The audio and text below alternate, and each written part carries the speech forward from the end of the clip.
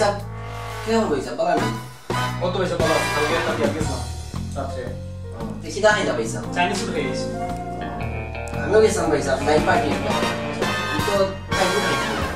তাই ফুড হয়েছে ইয়ার তাই ফুড হয়েছে পার্টি পয়সা পার্টি সরি পার্টি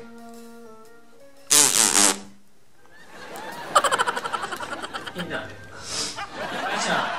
তুমি আরো কত দিন হবে পয়সা সুন্দর করা পয়সা এটা কি দাম না পয়সা আপনি আপনাদের কি ফসা আলুর গন্ধ করে সে কিতা খাইছে প্রমাণ মিলে গেছে ইয়া জ্বালাই বালাই দিছে রে আর কেমন আছে কোনটা ঠিকানা না এটা খাইছে ওই